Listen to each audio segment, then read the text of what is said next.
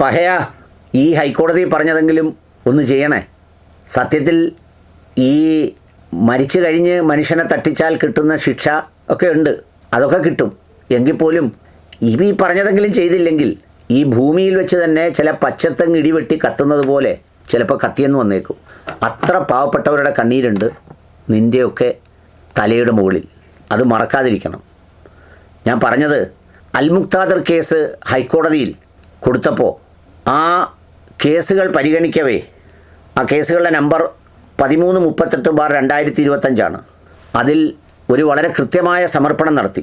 25-ാം പ്രതിയുടെ അഭിഭാഷകൻ പറഞ്ഞതനുസരിച്ച് നിക്ഷേപകർക്ക് നൽകാനുള്ള കുടിശ്ശിക തുകയുടെ 25% 90 ദിവസത്തിനുള്ളിൽ നൽകുകയും ശേഷിക്കുന്ന തുക 1 വർഷത്തിനുള്ളിൽ പൂർണ്ണമായും നൽകുകയും ചെയ്യുമെന്നാണ് കോടതിയിൽ പറഞ്ഞത്.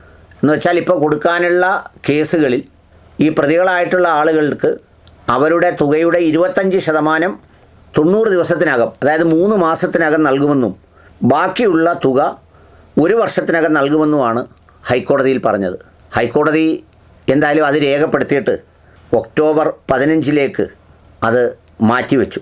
ഈ കേസുമായി ബന്ധപ്പെട്ട് ഉള്ള വിവരങ്ങൾ ഇനിയും ആരും അപകടത്തിൽപ്പെടാതിരിക്കാൻ വേണ്ടിയിട്ടാണ് ഇത് പറയുന്നത്.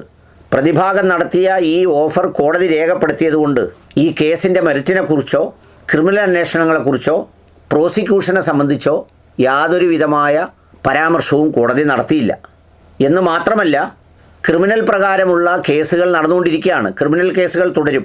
നിയമപരമായ പ്രാധാന്യം വെച്ച് ഈ ഉത്തരവ് പ്രതിഭാഗം തന്നെ മുന്നോട്ട് വെച്ചപ്പോൾ അത് കോടതി രേഖപ്പെടുത്തി എന്ന് മാത്രമേ ഉള്ളൂ. ഇതിൻ്റെ അർത്ഥം ഈ കേസ് അവസാനിപ്പിച്ചെന്നോ ഈ കേസ് തീർത്തെന്നോ ഇത് അടച്ചു വിട്ടു എന്നോ അല്ല.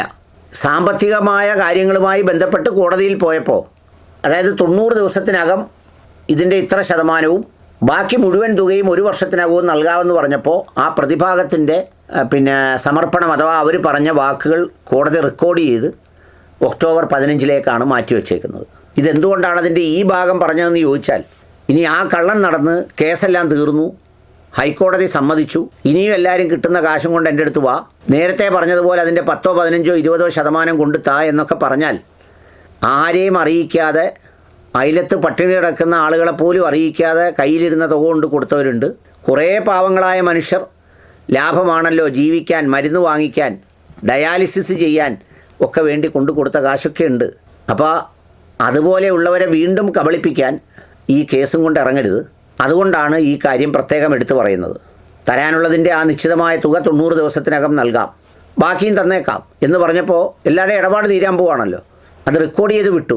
മൻസൂർ പറയുന്നത് കൊണ്ട് കോടതിക്ക് വിശ്വാസമായെങ്കിലും എനിക്ക് തീരെ വിശ്വാസമില്ല. എന്തും പറയുന്ന ആളാണ്, എന്തും ചെയ്യുന്ന ആളാണ്. വേണമെങ്കിൽ ഇതിൻ്റെ ഒരു വാക്കുപയോഗിച്ച് കോടതി സമ്മതിച്ചു എന്നും പറഞ്ഞ് വേറെ കുറേ 10,000 പാവങ്ങളുടെ നിന്ന് കുറേ കാശ് വാങ്ങിച്ച് ഇതിനകത്തെ 20% വീതം കൊടുത്തിട്ട് ബാക്കി കാശും കൊണ്ടും വേണേ മുങ്ങാം. അതുകൊണ്ട് ഇത് കേട്ട് ആരും കൊടുക്കാൻ നിൽക്കരുത്, കേസ് അവസാനിപ്പിച്ചെന്ന് പ്രചരിപ്പിക്കരുത്. ഇത് റെക്കോർഡ് ചെയ്ത് ഒക്ടോബർ 15 ഈ കേസ് മാറ്റിയിട്ടുണ്ട്. അത് ഒന്ന് അറിയിക്കുക.